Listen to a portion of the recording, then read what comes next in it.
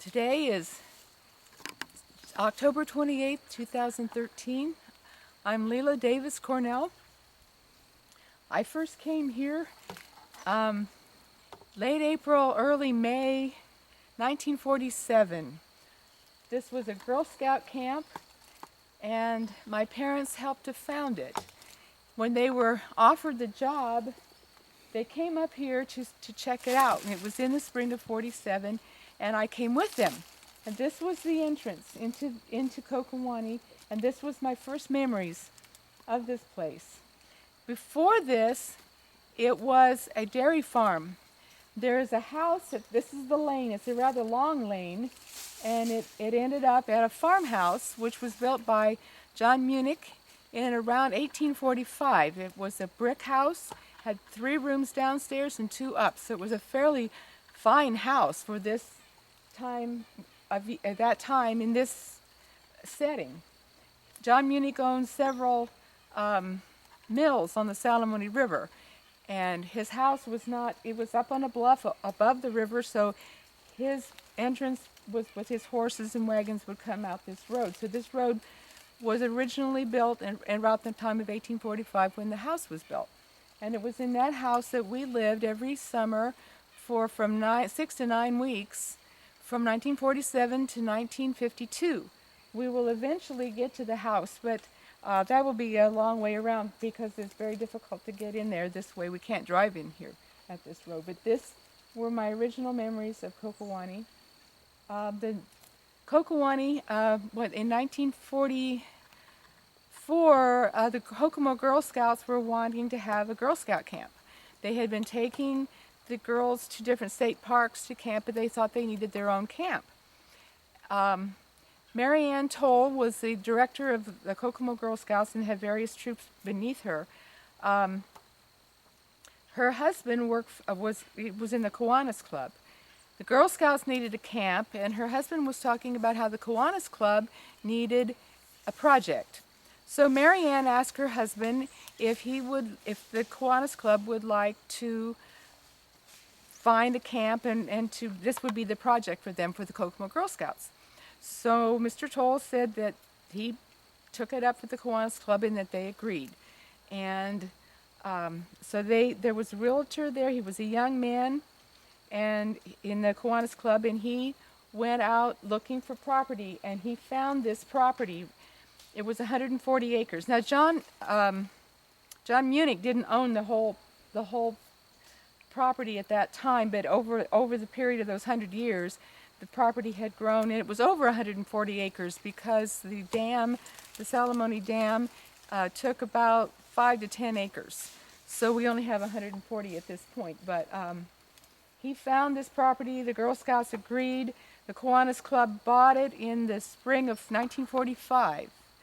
And they named it Kokiwanee because Kokomo and Kiwanis, they made a contraction of Kokomo Kiwanis. Instead of saying Kokiwanee, they put the E on the end to make it sound like an Indian name, because before John Munich, this was an Indian hunting ground. And when we were up here, there were just hundreds of arrowheads that just littered this. This property cannot be farmed because of the ravines and the topography that is here, and the limestone is so close to the surface, it's very difficult to get the plows in. So most of the farms around here are dairy farms. And this farm, after John Munich, became a dairy farm. And when the Girl Scouts took it over, it had been a dairy farm, and there were very few trees. There were trees, but not as many as there are today. To me, it was woods because I came from the city, or the city of Marion isn't very big, but what we have today is just complete woods. And it's amazing to me. I came up here when there were pastures and meadows and houses and a barn and buildings, and now there's nothing but trees. And it's kind of neat because most people start out with wilderness and end up with development. I started out with development and ended up in wilderness. I say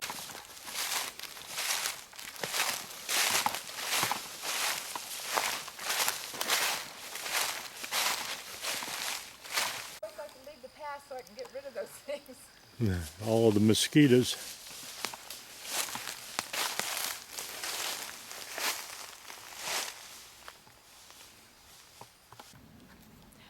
What you see here is a seep. You can see the water.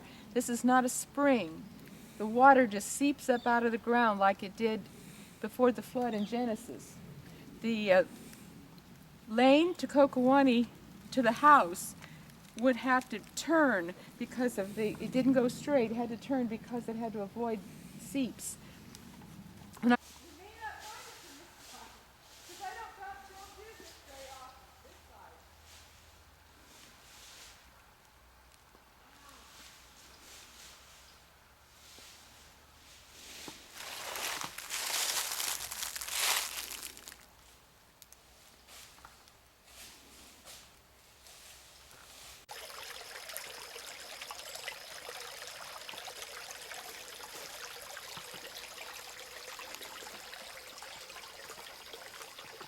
Well, this was the bridge.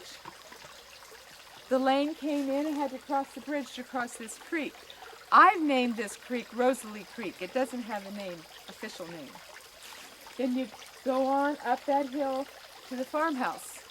One of the things that my father did was that he cooked for the camp, and the farmhouse had a tin roof or a metal roof of some kind, and there was no air conditioning. He cooked for 53 people 3 times a day, and it would get very hot in that kitchen, especially with the sun bearing down on that metal roof. So at the end of the day, when everything was put away, Mother and Daddy and I would come down and we'd sit on this wooden bridge and just let the coolness of the creek cool us off. We'd face that direction, and we would throw rocks in the creek, and that just kind of helped us to unwind. So this bridge has a lot of memories for me. My father did many things. Like I said, he helped to found the camp. He was a part of the committee for the future development of Camp Kokiwanee. He had been an architect before he had an accident, and after the accident he wasn't able to do the more vigorous things, so he became a chef, and that's how he ended up with being a cook. But as an architect, he designed the buildings, helped design at least, the buildings that are up on Star Hill, which we will see at the end, which was the final mess hall and the other administrating buildings that are up on Star Hill. Those were the only buildings in the camp. We kept it wilderness. There were tents. We just did not leave a very big footprint, and because of that, the wilderness began to take over from the pastures that had been the dairy farm.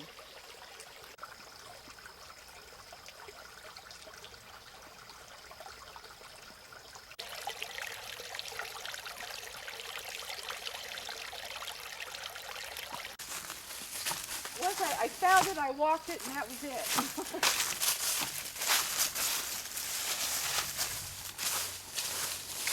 So all of this was the lane.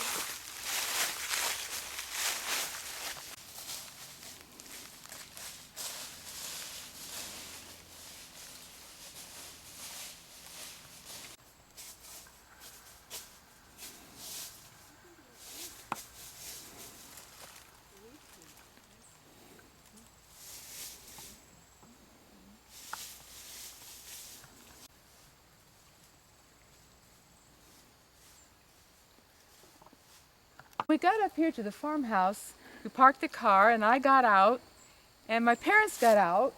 The house was supposed to be unlocked so they could go in and see it, but it wasn't. And they were talking amongst themselves, and I was just staring at that hill, looking around and trying to take it all in, and they said, "Lela, come here." They said, "There's a window, the house is locked, there's a window here. If we open the window, could you go through it?" I says, "Okay." So I turned around and went back. They opened the window. I went in, let them into the house. And that's my first memories of Kokiwanee, and I always have to come and look at that hill. That was 66 and a half years ago. The house was originally the brick house, but what the Girl Scouts did was, this was the front of the house. The house faced that way.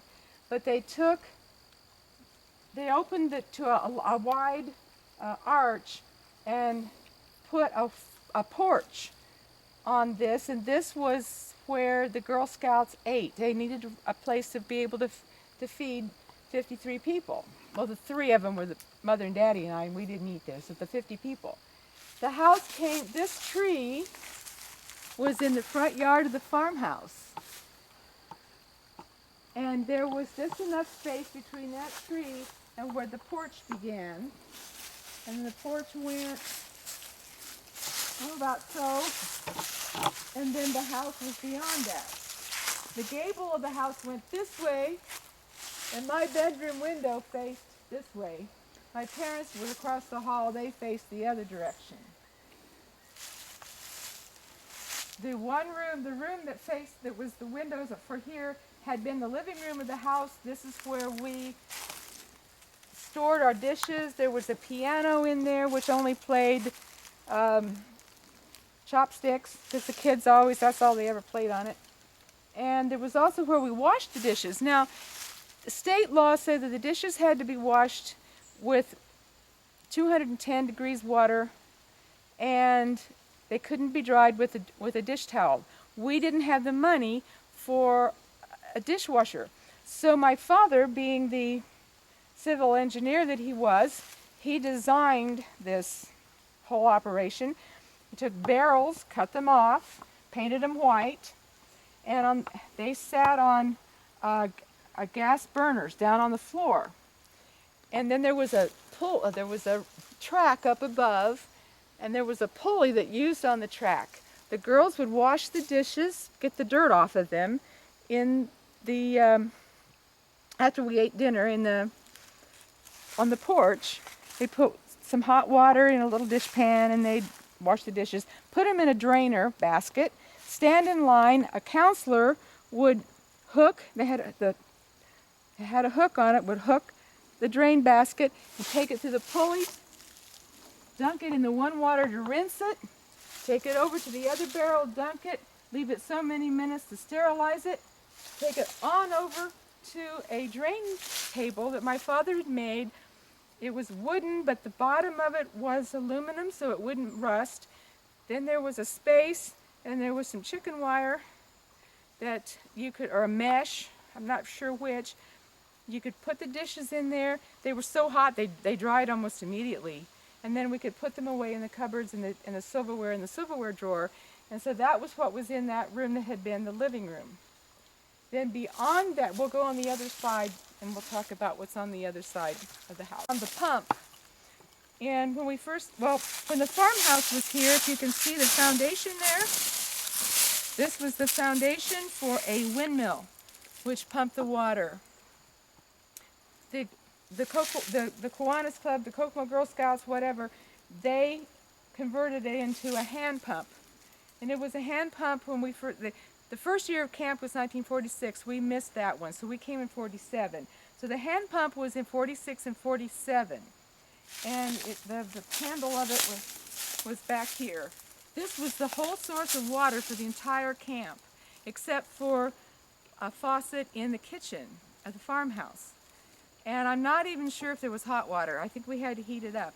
I was young enough to not get it really into my mind whether there was hot water in that kitchen sink or not, but I do know there was cold water. The girls would pump all the water out of this by hand, put them in barrels or buckets, and walk a quarter of a mile back to where the tents were. We'll get back there later, and that is where all the water they used, they carried from this well back a quarter of a mile to the units. Until 1949, they got a shower house back there.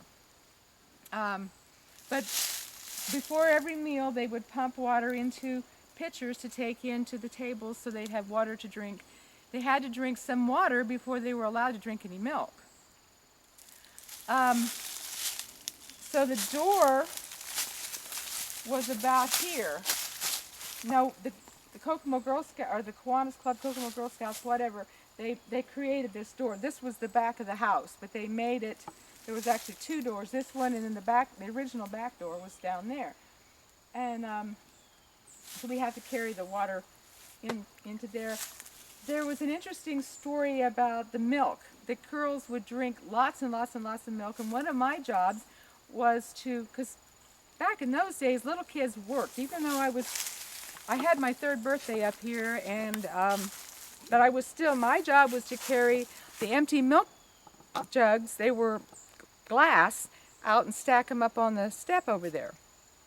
And the milkman would come every day to bring the milk, and he was a kind of a handsome young guy. And the Girl Scouts, some of the older ones, they kind of thought he was kind of nice. And so one day we had the fire extinguishers, which you would pump them up and then they would spray water.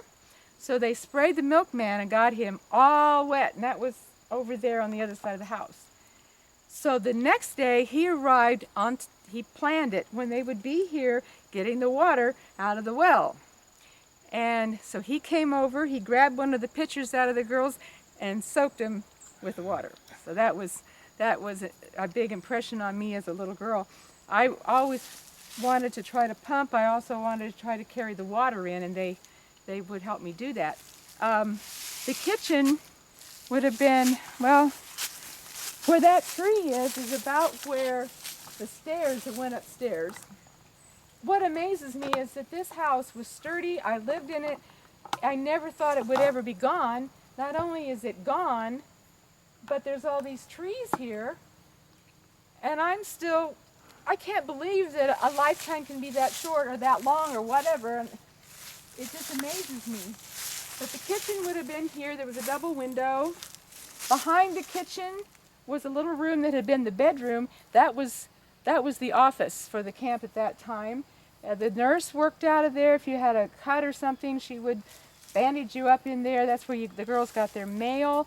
Their parents would leave money behind, and if they wanted to get a candy bar or a postcard or whatever, it was called the trading post. After lunch, you could go in there. That was kind of the hub of office.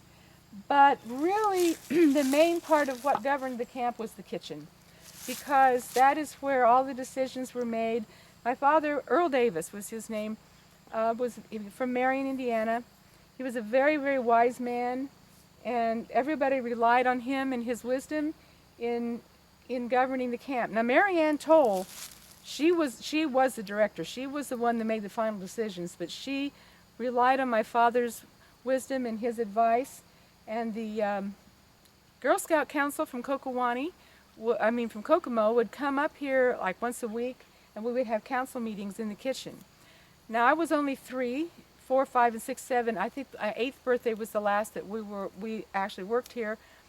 But I was still there and listened. I heard all that was going on. We also, as a part of the future planning of Kokiwanee, we would go to Kokomo all the time and go to meetings, and I went along. And then Daddy would be on the phone, and he would be telling everybody what was going on. So I was very much a part of the development of this place. And when the realtor who found this place originally, he died about 4 or 5 years ago. And with his death, that left me as the last survivors of the original. Even though I was so young, much of what was going on, I retained in my mind, and I knew, because it was so important to me as well, because I loved this place. When I wasn't helping them in the kitchen, I was out roaming. This was all a meadow. There was no trees anywhere around here, but I would collect bugs and butterflies and go down to the creek down there and collect tadpoles. Had toads. There was a patio. We'll go around where the patio was, and that's where I had my collection. Some of it was off the kitchen was what we called the pantry. It was probably, knowing farms, was the mud room. It all faced the barn that was that way, so that was probably where the farmer would come in from farming and take off his boots and all of his muddy clothes. So we used it as a pantry, and you go through the pantry, and there was a patio, which we made, or the Girl Scouts, or the Kiwanis Club. It was behind the porch and also beyond the patio. And that's where I did a lot of my playing. And then walk down to the waterfall. I couldn't go to the waterfall by myself, but I could go down to the creek by myself because I was so young. There were limitations. Not after breakfast, but after lunch and supper, the girls would sing songs, and oftentimes I would go in there and join in with them, but not always. But there would be one song that they would sing that would call us, the cooks, out. And by the way, we all had cook hats, including me, which we didn't wear very often, but it was something special for special occasions. Anyway, they would sing, come out, dear cooks, come out, very good food, bravo, bravissimo, bravo, bravissimo, bravo, bravissimo, very good food. So then we would come out, and then what they wanted was my father to tell them stories. And my father was an excellent storyteller. He would talk about, one of the stories was, do you believe in ghosts? And then he would tell a ghost story. And then there was the story about the crows that would go to get some corn out of the corn crib. And he just went on and on. The corn, he'd get another piece of corn, and then he'd go fly and get another piece of corn, and this would go on and on and on. But the funniest of all, now my father weighed 380 pounds, and he was 5'7". And he would pretend like he was a little girl. In the old days, they would have where children would learn pieces and stand up and give pieces for the church group or whatever. So he was a little girl, and the golden curls and all dressed up in his best dress, and he'd come out.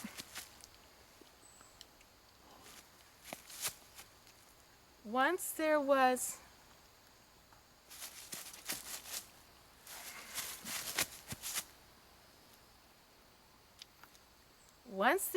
a little girl.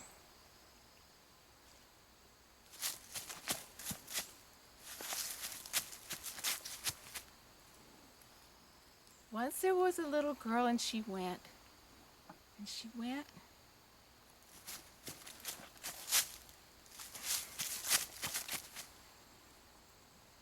Once there was a little girl, and she went, and she went.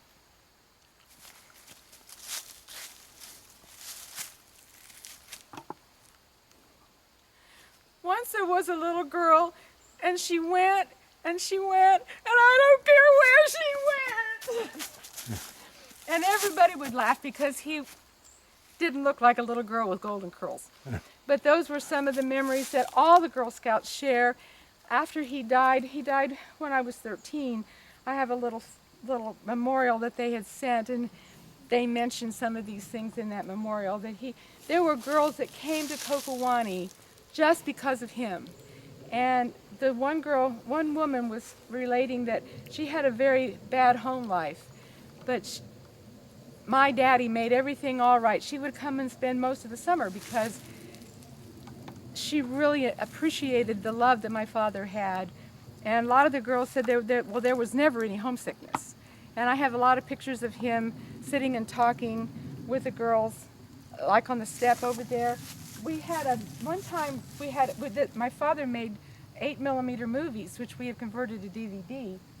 But we had a band one time. It was a kitchen band, with pans for cymbals and a cooking fork on a pan. I don't know what my father had, but it looked like a bagpipe. And it was around this pump over here. He was just strutting around all the place with this thing that looked like a bagpipe. But those are some of my memories. There was so much that went on here. When I'm here, I can almost hear the voices because there's so many memories here. There was a pole. I'm not sure what the pole was for because we didn't have any light wires or anything that was strung here at the time, but there was a blue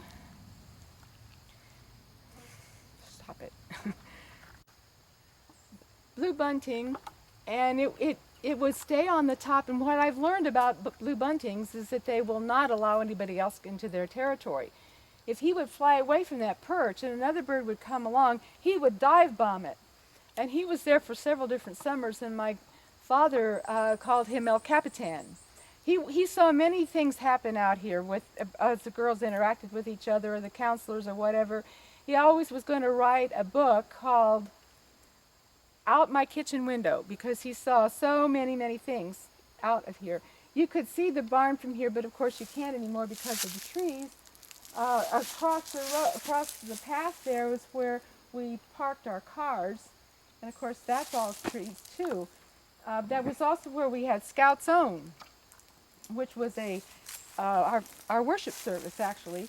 There is a pole out there that is from a tree that we converted, took all the branches and stuff off, and it's a flagpole. It's very hard to find it because it's now amongst all the trees, but there is a flagpole there. We would have our flag raising ceremony several times a week, and then we had the worship service once a week. Later, much later in time, in the 80s, on Labor Day and Memorial Day, the Girl Scouts would host family camp, and families of Girl Scouts could come up and they could bring their campers and they could camp there. If you didn't have a camper, you could sleep in the tents. And we did that a few times after I was married with my children. We came up here for family camp. So there's several different phases to this. There's the early phase, which we're talking about now. And then there was when we moved up to Star Hill. And then at some point in the 60s, the Kokomo Girl Scouts went in with 6 other counties, so there was 7 county council, and then things changed again, which we will talk about as time goes on. And then they closed the camp in 1996. And Acres bought this in about 2003, and so now it is Acres Land Trust Kokiwanee Nature Preserve. I'm just as happy it's a nature preserve because I can share it with more people, and we can come up here all the time and walk around, and I'm very happy that this is still, to me, I've never owned this land. I've never had the title to it, let's put it that way. But if anybody owns it, it's me, because I have spent 66 and a half years so far up here, and I don't think there's any other, at least other than an American native, that has spent that many years on this property, and I doubt if any American native ever spent 66 and a half years here either. So one of the songs that the Girl Scouts sang was the Kokiwanee Sweetheart. And it goes, she has 2 dreamy eyes of blue, a wealth of golden hair, 2 ruby lips to kiss you, and a wealth of golden hair. She's the sweetest girl in all the world, the fairest flower that grows. She's my Kokiwanee sweetheart, she's my Salamone rose. And that was for me. And when they would sing that, I'd come out. And so I have been the Kokiwanee sweetheart for 66 years. And I sometimes still sign letters regarding Kokiwanee, the Kokiwanee sweetheart. I'm also the Salamone rose. The Salamone is the river that is here. The name Salamone is a Miami word for bloodroot. And in the spring, when the bloodroot is blooming, we come up here, and that is the Salamone rose. That is me. So the reason I named the creek the Rosalie Creek, because Rose, I'm the Salamone Rose, and my name is Lela, so I put Rosalie Creek. And that was the creek that I played in all the time when I was growing up as a child.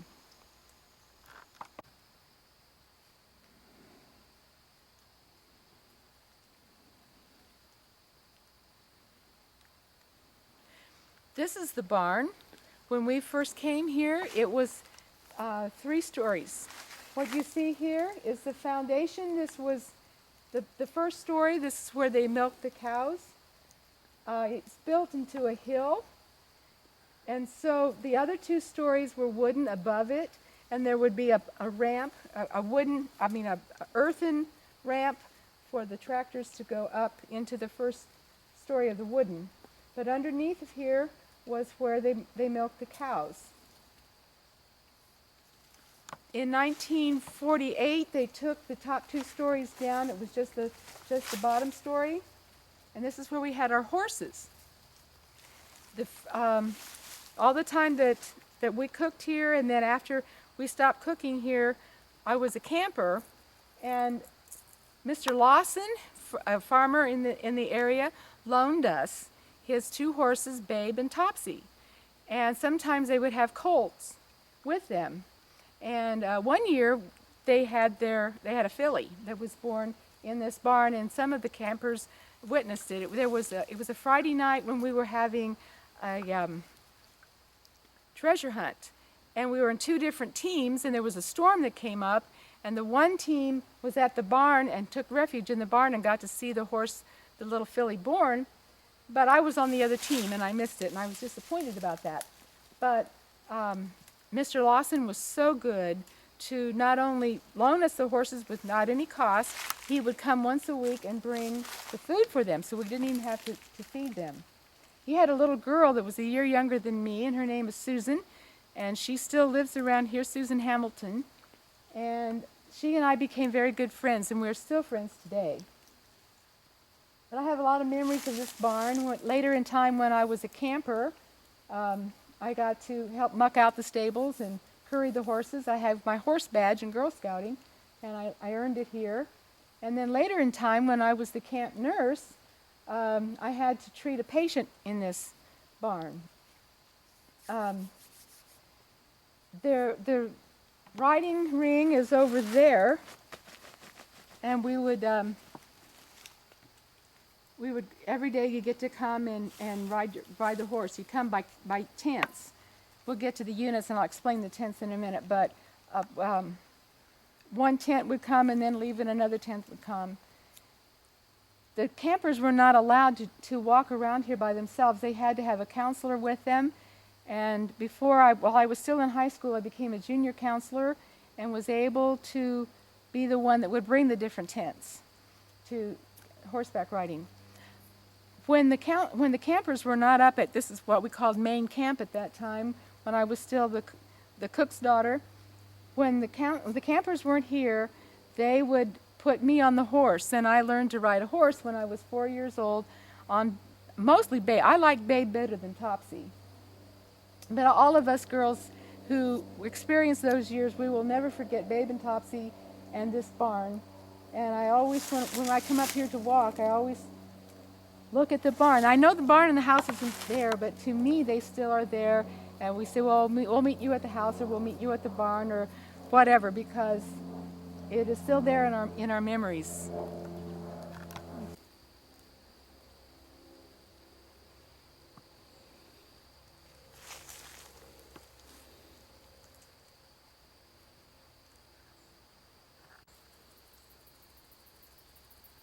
Here 2 weeks ago, or it was a week and a half ago, I let them go right up to the cliff because I didn't see anything wrong with it.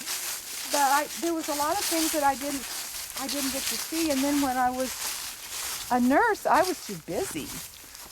And so consequently, it's been in the last, just since Acres took over, that I have just gone off the trail, and I have explored this, that, and everything. I've gone down into all the ravines. I've gone to the tops of all the waterfalls. In the ravines there are 13 waterfalls. But Tim Kimmel knows this place better than I do. He really knows this place. And he knew things that I didn't know. He was the one that told me it was a dairy farm. And then I told him what I knew. So you get the two of us together, and you pretty well get the whole story. There are Tim Kimmel, and then David and Kathy Templeton, and David, another David, I don't know his last name, and Ethel. And then my husband Tom and I are the guardians of Kokiwanee. We're the ones that really keep track of this place. We're volunteers, and we have the authority to tell somebody, no, you can't. If we're walking out here and somebody's trying to take a... Whoop! Are you still videoing? Yeah, we're in. If somebody's trying to pick flowers, or there was a teenager that was trying to capture a little spring peeper. And I said, this is a nature preserve. You cannot handle anything here. So I'm a forest ranger, you might say, for this state. I have always been... Hang on here. I just, we got along the trail here, and this is the first You can see deep depression here, yeah. the creek is down there. Right. Right where that tree that was in front of the, I said it was in front of the farmhouse, which is where the porch ended. You go right straight down from there. That particular part of that hill, the same hill, it was very, very smooth. There were no trees in it at that time. And we would get, our supplies came in huge boxes. I mean, we had to get all kinds of things for 50 people.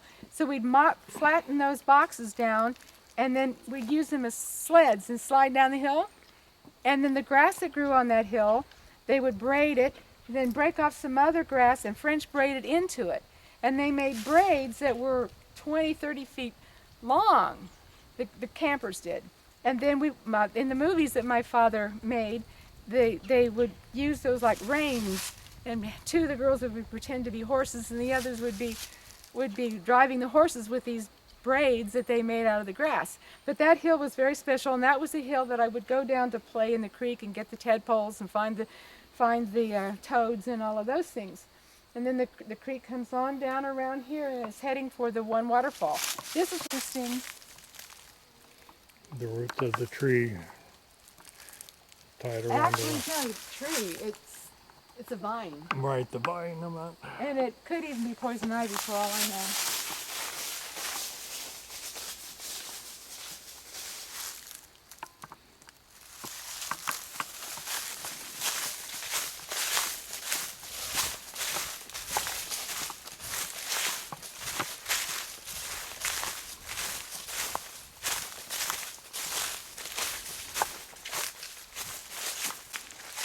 Here's the waterfall.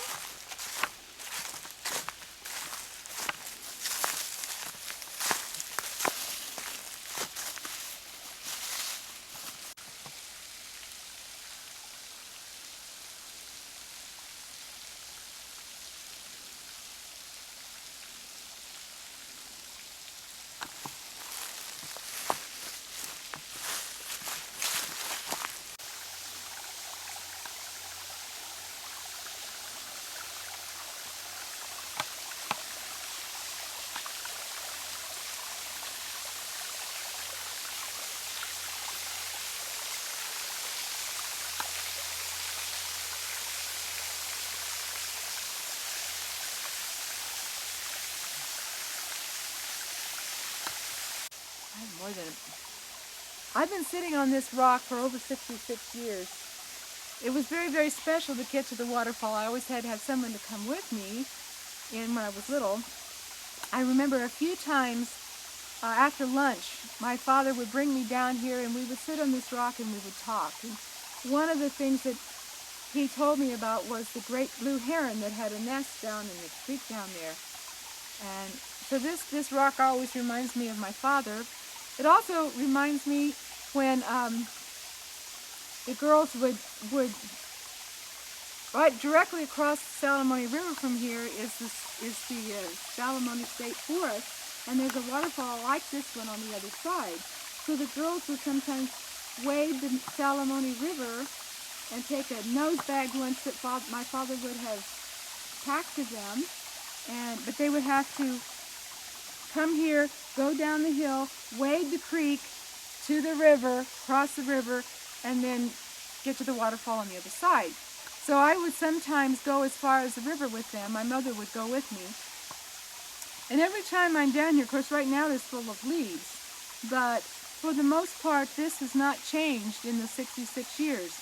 And when I'm here, it's like I'm a little girl again, and it is just exactly the same. And when it's really, really hot in the summer, by the time we get to this point, I'm pretty hot, and I take my shoes off and wade in the creek, like I always used to do.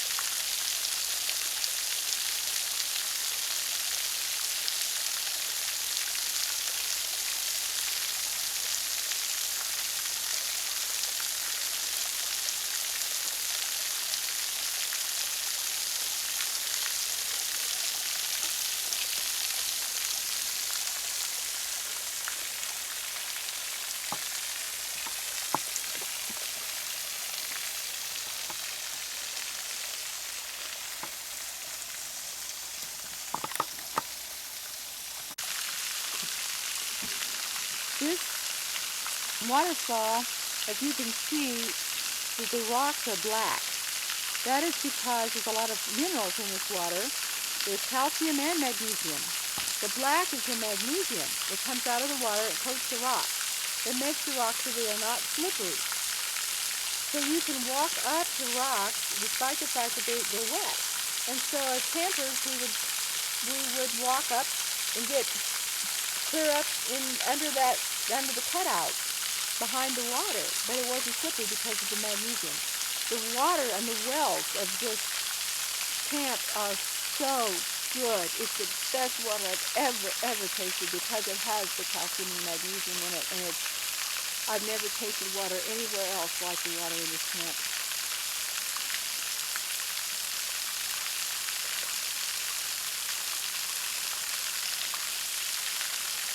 I still come back here. I like to go to the base of the waterfall and just stand there.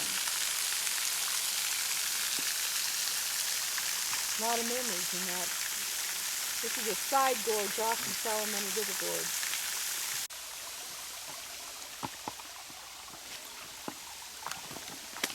See, I have memories. Any spot we go to, I have memories from every different aspect of my. Yeah. Wherever we go here, there's memories of every aspect of my life here. Not starting when I was still 2. I didn't have my 3rd birthday until July. But I've continued even after Acres by bringing. I've had friends from Australia. I've had friends from Haiti. I've had friends from France, and all over Indiana that have come, and all my grandchildren have been here. So everywhere I look, there's memories not only of my childhood, but of my entire life and all the friends that I have made throughout my life. This is a very, very, very special place to me. It almost symbolizes my life. Well, when it was closed all those years, when the camp closed it and they were going to sell it, they wanted to develop it, make it a trailer park or something. And the grassroots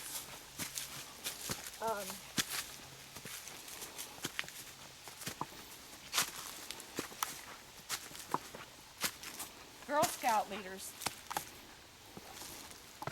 This I don't want on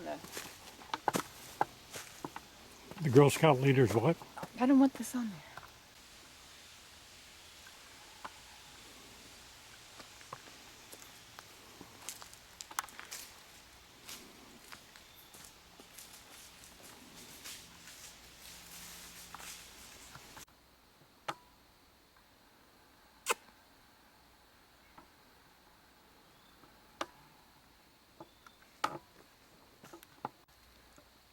This is the point, that right up there was the hill that goes right up to where the house was. That is the hill that I would slide down on the boxes or run down to play in the creek. And this is the point at which that I played. Those boxes were also good to play house in, big enough for a little girl to get inside and play house. I've been on this trail out here and played another day. Those benches always, vandals will take them and they'll end up all kinds of these places.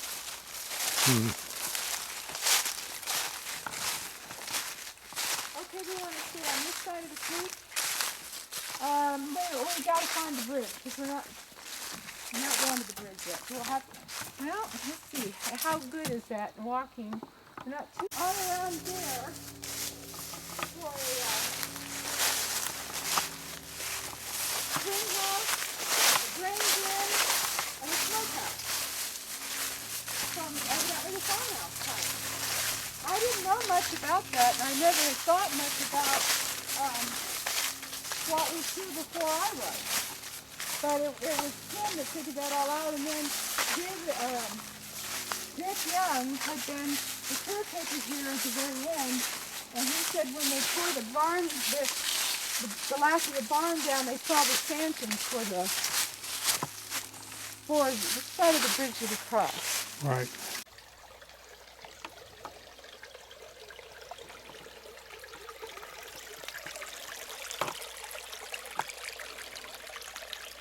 We're back where we started from. Because there's the rock with all the vegetation.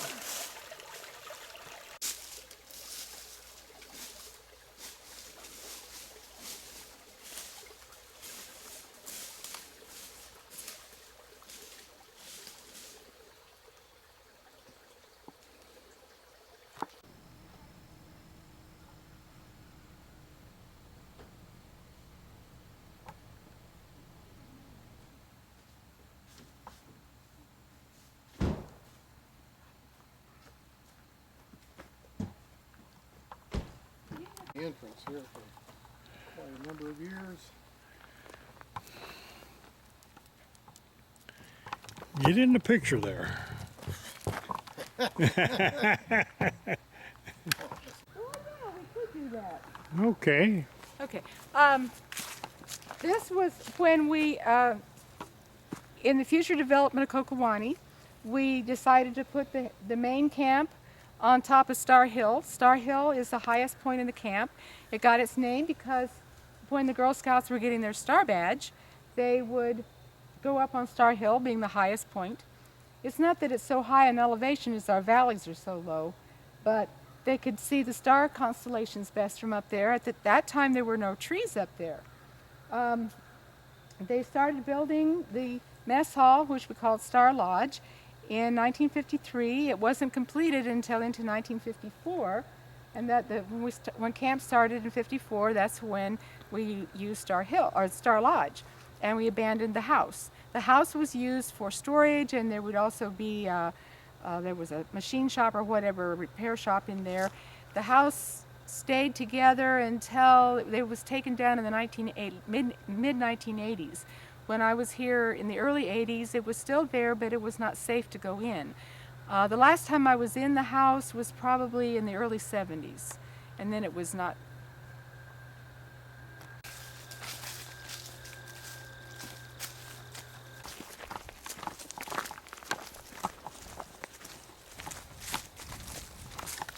At the time of the farmhouse, there was an entrance. This entrance was already there. It went straight through to the barn. If it would deviate off here and went straight to the barn, and the pastures had little lanes that went to them and bisected all through this area between here and the barn.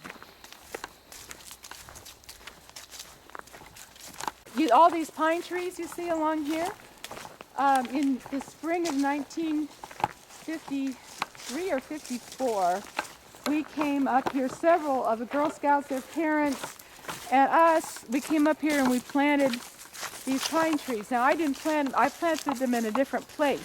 It was supposed to be spring, but we ended up having a snowfall, which was unexpected at the time. And I remember it was a very, very cold day. And there's not very many people left who remember that day. But when you find them, they will always mention how cold it was when we were out there planting those pine trees. I'll show you where I planted. We'll get up there. It's near Star Hill. Well, it's actually going down from Star Hill. We called it, well, I'll tell you that later.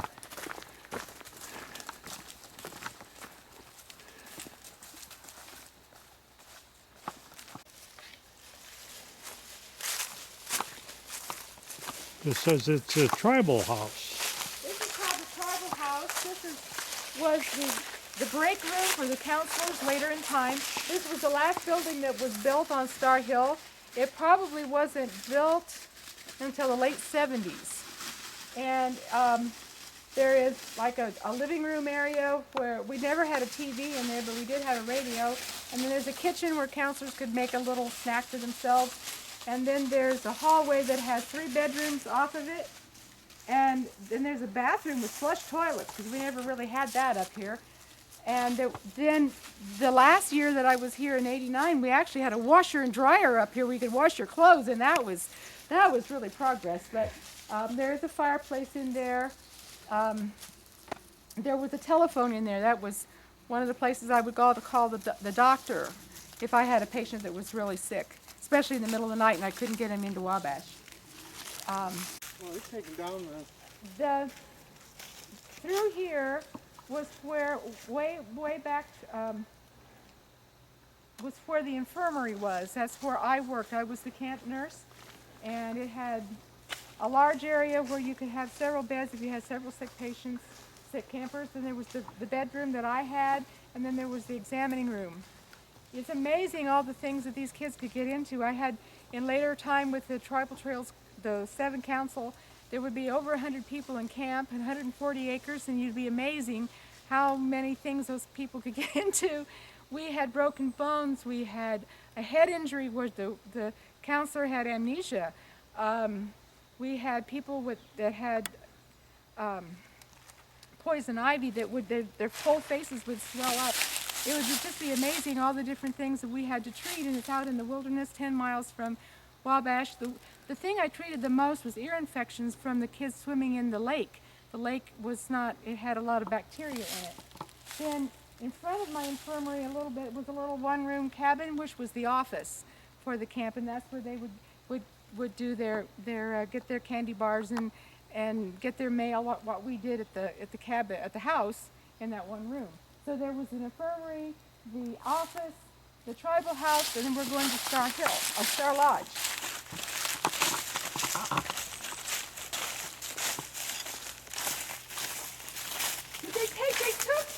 They took those. Oh, there it is. Okay. They made it nicer since we did it. Okay. Oh no, that's the kitchen part. That's right.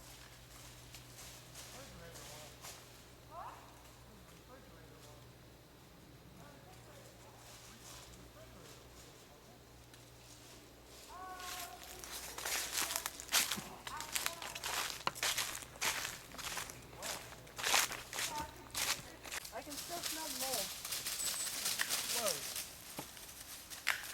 This chimney, you can see the rocks in the chimney. In 1946, when the Girl Scouts, they decided this was going to be, they were going to build a lodge here, they started gathering rocks from around here. All these rocks are from the glaciers that came down, and they carried them up in the hill and had a big pile of rocks, and that was to make the fireplace and the chimney.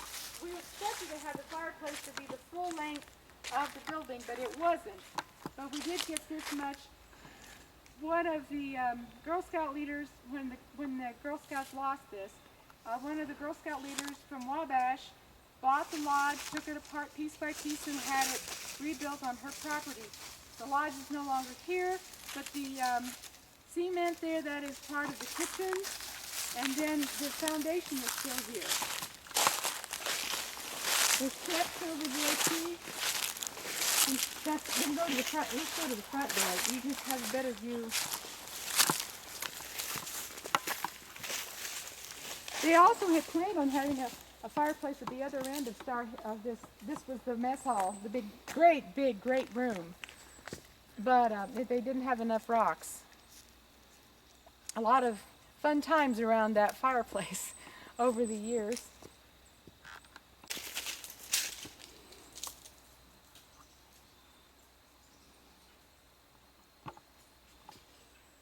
This soil, let me tell you. Okay. This is my place.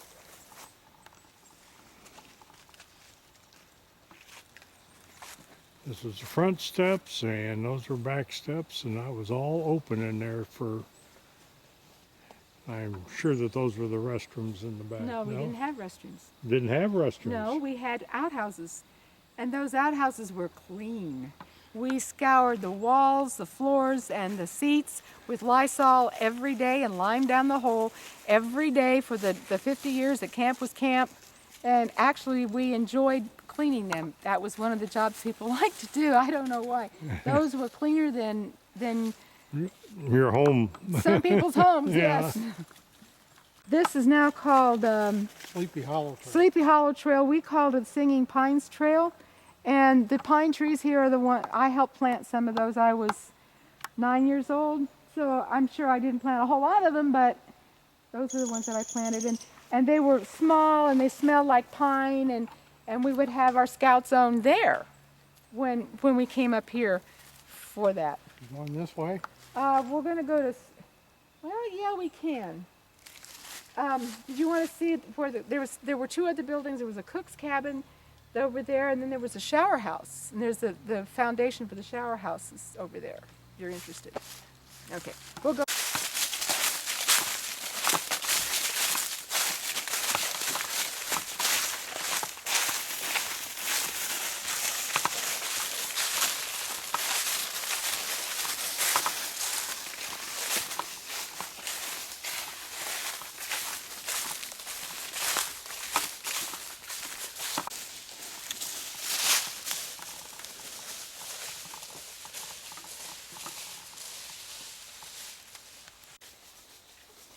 Of course, there were no trees here when I came in '47, and really they have not really begun to fill up until in the '80s. But at the very beginning, we had two what we called units. They were tents. The only buildings we had were what we saw on Star Hill, and those didn't come until '54. And then the farmhouse and the barn. The rest were all tents. And there were two units at first. The units were platform tents, and it had a frame. And there were 4 campers to a tent and 6 tents to a unit. 5 of the tents were campers. The other tent were the counselors. There were 4 counselors for the 16 girls? No, 20 girls. 20 girls and 4 counselors. And so this was unit 2 was located about here. And then unit 1 is when Star Hill, when you go right up that hill to eat. Otherwise, it was a quarter-of-a-mile walk to the farmhouse from the units. Unit 2 was for the older girls, and Unit 1 was for the younger girls. That ravine there, the Unit 1 tent, there were 3 on one side and 3 on the other, and then a fire pit in the middle. And there were things you had to do to keep the camp running, and one of them was you had to collect wood to build a fire, and then build a fire and start the fire. And those people were called beavers. And then there were the people that set the tables at the farmhouse, and then again at Star Lodge. They were called the hoppers because they had to hop up and down to go get more food to serve the people at the tables. There were those who cleaned the outhouses, and they were called the bubblers. And then there were those that cleaned the lanterns. We had kerosene lanterns. Yeah, because you had to clean the bulbs and then trim the wick and put the kerosene in the bottom and close the lid. And I've forgotten what those people were called. And then there was another one. Oh, the hostlers. They were the ones that would muck out the stables and curry the horses and take care of the horses. And there would be a bulletin board in both units, and it would say tent 1, and this is what the day, Monday, Tuesday, Wednesday, Thursday, Friday, Saturday. This would be the chores you would have on that day for tent 1. Tent 2 you would do, and there was enough that there would be one of those things you would do twice. The thing we liked the best was being hoppers, at least I did. Hostlers were pretty important too because we liked to play with the horses, and bubblers was right up there too because we did like to clean the outhouses. Don't ask me why. The thing I liked the least was being a beaver. But then at the end of a meal, there were other things you had to do. You had to wash the dishes. You had to carry the drain baskets. We continued that dipping the water, the dishes into the water up there until later, much later in time, we did have a dishwasher. But there would be an envelope. You would have to draw the names, the tasks out after a meal. And there would be wash the dishes, the drainers, and then somebody to sweep around the table to get the crumbs up. And the hoppers didn't have to do anything because they had already done during the meal. And the ones that didn't have to do anything would go outside and play games, and everybody else had to work. When we would do all of our chores of gathering the wood, building the fire, cleaning the horse stables, and all of those things. And then we would start our daily routine of the horseback riding. We did archery. The archery was right across from us here, where all these trees are. Later in time, it was in the big meadow, and that was after the 7 council. Then we would have lunch, and then there would be an hour of rest time, and then we would continue with the activities. If you were going to go horseback riding, it would be one tent at a time. Like say the Unit 1 would go riding in the morning, and would go to all 5 of those tents, and then in the afternoon, all 5 of the tents in Unit 2. Later in time, while we were still under the Kokomo, we had a 3rd unit at Mossy Heights, and we'll get out there, and that was where the older campers went, and they had to work around getting that many more campers to all the different activities. There was also crafts, and we'll get to the craft shelter in a little bit too. I knew this was kind of the entrance into Unit 1, because when I was trying to find Unit 1, I saw those rocks, and and then when I went down in that ravine and I came up, when I got on that side of the ravine, I looked back, I says, oh, that's what I saw out my tent. You know, that's how the topography is the same, but with the trees and everything, you have to know the topography to know how to find things anymore.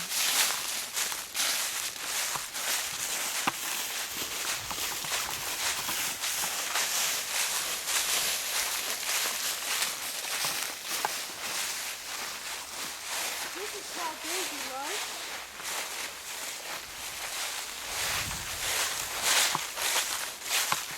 called Daisy Love. Daisy Lowe, of course, is who founded the Girl Scouts. Her real name was Jeanette Gordon, and then she married Mr. Lowe, and Daisy was her nickname. The craft shelter, we'll see later, was where the crafts were supposed to be, but there was a man that was hired to come here. He was actually a Boy Scout, and he did the crafts for the girls, and he had a tent here, and this is where he did the crafts. His name was Ab. And Ab had a camper, and he and his wife lived right over there in the camper. This would be in the 80s. And also in the 80s, we did Christmas in July, on the 25th of July, which happens to be my birthday, and they would make Christmas decorations here to put on the Christmas tree we had up at Star Lodge on the 25th of July.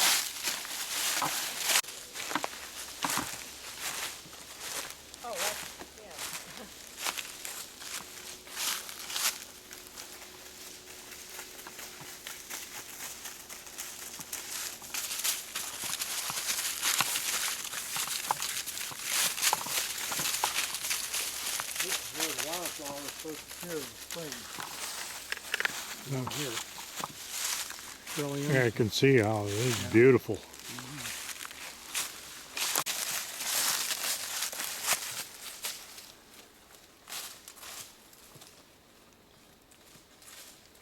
Snow trillium, and they're the first flowers that bloom in the spring, the first ones that we see. And if you come sometimes as early as the first week in March, and sometimes it's later in March, according to the spring. But the only place at Kokiwanee that we have found them is right here on this ridge, and we come right straight down that trail from the main entrance and come here and find the snow trilliums.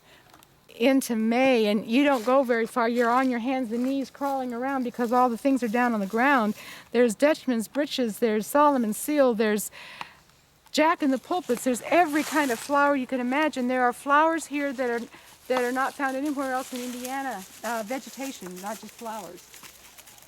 I've forgotten how many different kinds of moss there are. Just mosses and ferns and toadstools.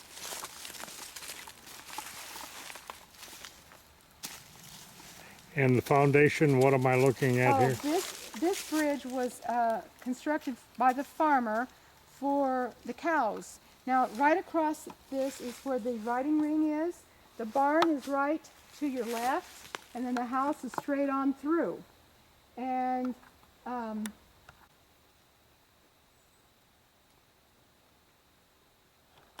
this bridge was wooden, and it was what the cows went across. Well, we used that for the campers. The units were behind us here, and they would come across that bridge to get to the mess hall or to the farmhouse. They also went there to go to horseback riding or to the barn. In 1949, there was a big storm, and if you can see, there's two cement foundations on either side, but this side there's only one. That's laying on its side. It's down there. Because of that, the bridge collapsed. After that, we couldn't use the bridge, so we would just go down the ravine and up. We never went around. We still went through the ravine and up. Every time they had to go eat at the farmhouse or do anything with the barn, up and down.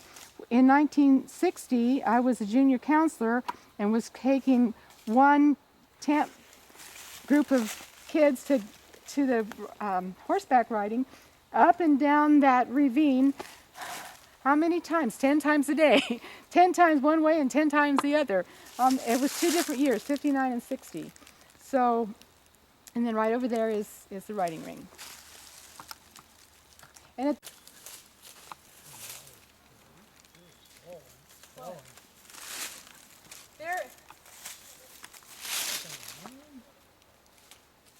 there's a waterfall at the end of this ravine. In fact, there's a waterfall at the end of all the ravines.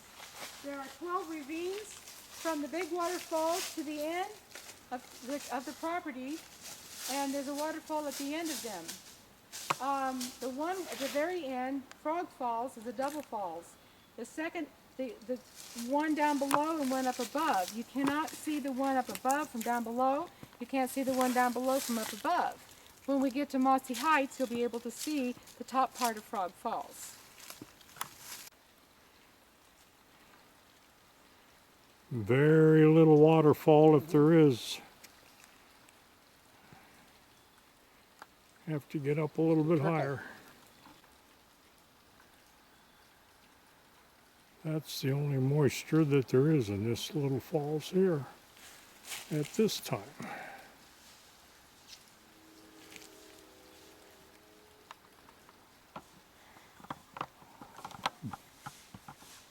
Beautiful picture further on, so you can actually see the river.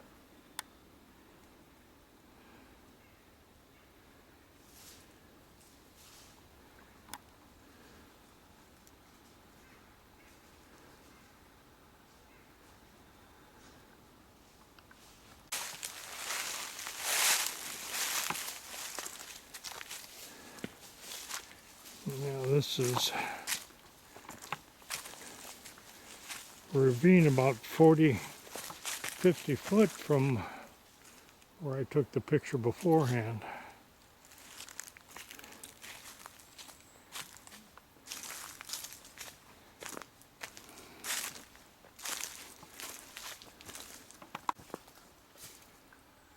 That's the Salamone River.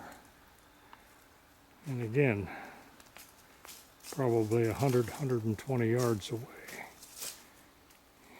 And a 40 or 50 foot drop.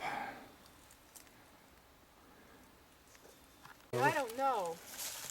There's a They're trying to get purple flower in the spring. right.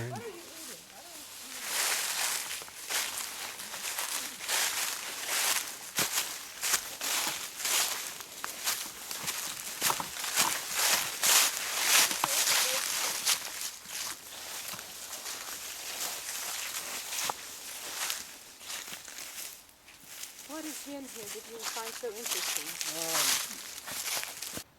This was Unit 2. This was Unit 2, and the older campers would hear this back in the 40s and early 50s, and they had steps that went down to the river gorge so they could put their canoes in.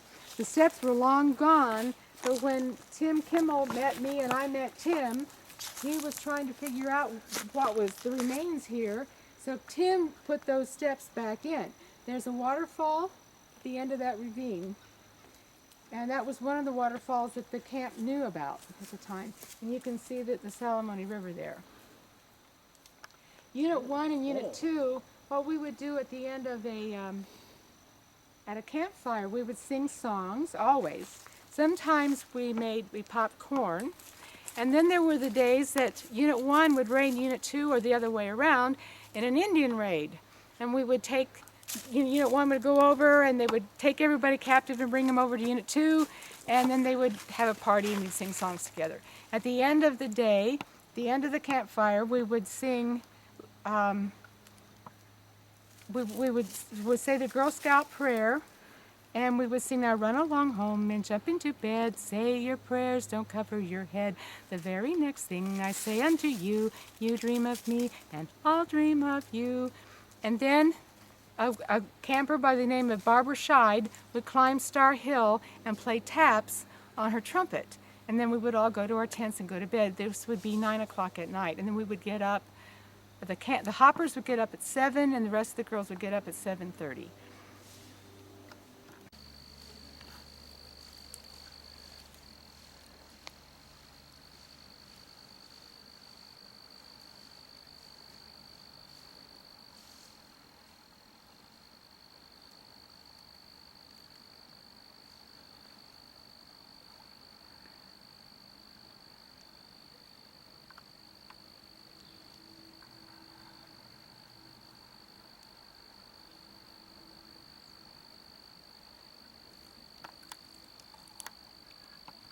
That could be two. But then not that many people find this place. And so we come up here and it's just us. This being up at the top of the hill that yeah. And then you go further up, then up to Star Hill. Yeah. But this was the craft shelter. It was built in 1950. And I spent a lot of time as a camper in this craft shelter. I also treated patients in here later in time as a nurse. But when Ad came, he didn't use this. He put up his own tent. And that was in the 80s.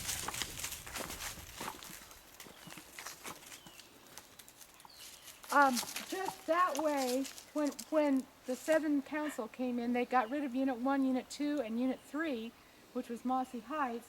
They put up 4 other units which they had names to. One was Sleepy Hollow, and Sleepy Hollow was right there. And then there was also Tanglewood. When you saw the Star Lodge, there's a ravine. You go down the ravine and up again, and on that hill over there, just across from Star Hill, was Tanglewood. The other 2 were Hillcrest and Lost Haven, and I don't know if we will get to them today or not. They were closer to where the farmhouse is. Side of this ridge.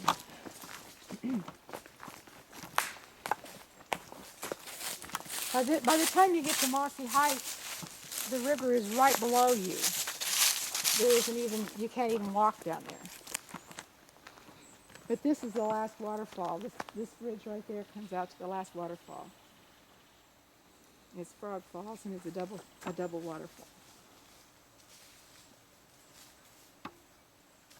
When we were in Australia, the kangaroo, we were in the outback. Uh-huh. And they make such big leaps, you don't see them until they plop right in front of your car. I'd go around. Come on. I don't know what you're smelling. He was on track for something. I go back. She was, I mean. About once a year. I haven't been back there this year. This is a little harder to get to.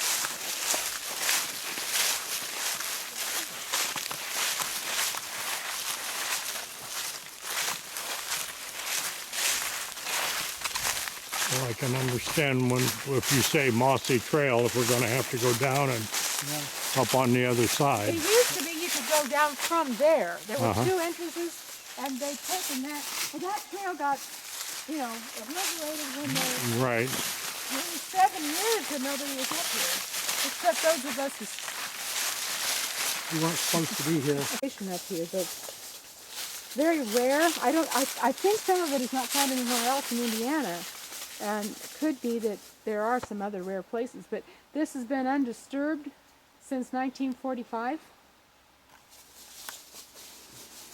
We left such a small footprint, just the tents and a few houses up there on Star Hill, and that was it.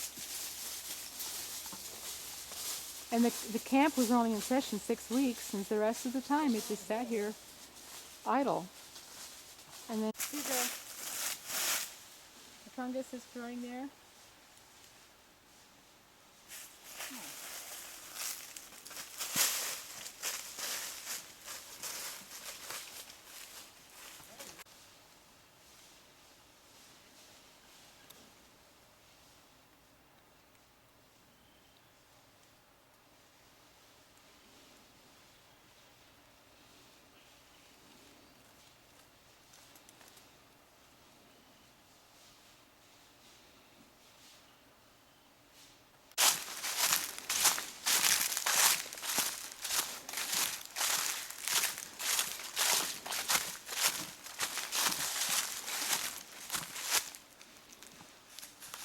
Heights, and about 1957, 56, 57, somewhere along there, they created a 3rd unit. They called it Unit 3, and this is where the older campers came.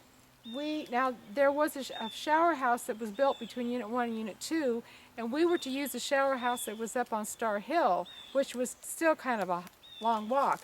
So we did have a pipe with water where we had a spigot. where you could wash your hands, get water to cook in the shelter over there. We even brushed our teeth here because that was better than climbing up the hill to brush our teeth. And there were 4 tents. One was a counselor's tent and the other 3 were for the campers. So there was again 4 to a tent. There were 4 counselors and 12 campers, and we were the older ones. And this is overlooking the Salamone over there. At that point, the cliff goes straight down to the river. There is no place you can walk below there. From here, you can also see the top part of Frog Falls. We'll go over and see that before we go to the shelter house. The ravine that comes out to make these falls starts at the parking lot. And it's the same one that goes behind Star Lodge. Comes all the way around. It's probably the biggest ravine in the property. This is Upper Frog Falls, and then it continues down this little creek, and then over there is the top of Lower Frog Falls. But you can't see it from down here. You have to be down in the ravine to actually see the Lower Frog Falls. And when you're down there, you can't see the Upper Frog Falls. When we were here as campers, we would go down through here to the river and would go swimming in the river. But there's leeches in the river, and so I came running up here to get the salt. We have an outdoor kitchen. I came up and got the salt to put on the leeches and get the leeches off my fellow camper.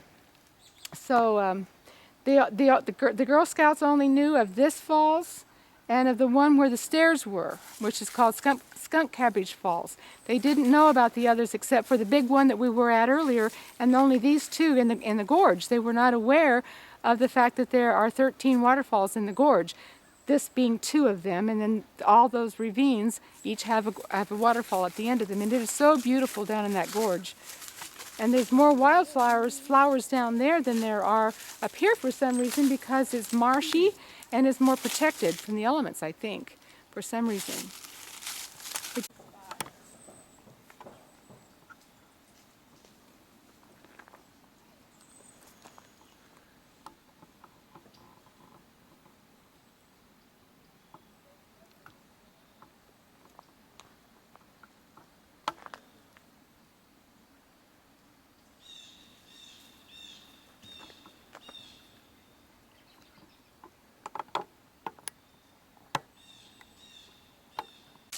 The reason this is called Mossy Heights, if you notice all the moss on the ground, the rock is so close under here that that's why there's fewer trees right in here, because it's so, and about the best thing that grows is the moss. I was surprised at all the trees that are there.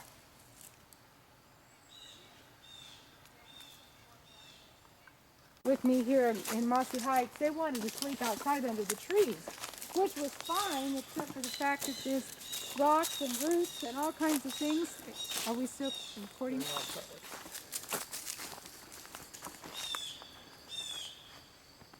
Yeah, there's the Salamone. That's my Salamone.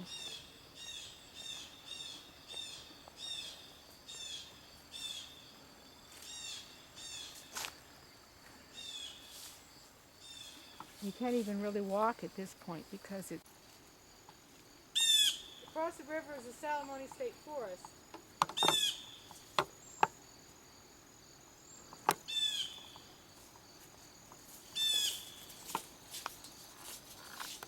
Pembroke, West Boogie. I was right! Now that's got some Boston Terrier, doesn't it? Yep. Yes. And what else? Beagle. Okay, that's about right. Half Beagle, half Boston. And who is this? This is Annie. Hi, Annie. Hi. Can Annie have I have like... Older campers, we had to cook 1 meal a day outside, and so they built this outdoor kitchen for us.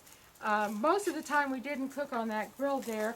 We had a fire pit here, and we would have like kettles that we put on the fire pit, and we would cook 1 meal a day, whether it was a breakfast, lunch, or dinner. Then we would also have meetings sit at that table to eat, but also to plan our day's activities or what it was that we were going to do. In the cupboards we kept our dishes, silverware, and pots and pans, and also food staples like salt and pepper and flour and things like that. The meat and eggs and whatnot that we needed to have would go up to Star Hill and bring it down in backpacks. A little bit of sassafras for root beer, huh? Yeah, the root. Yeah.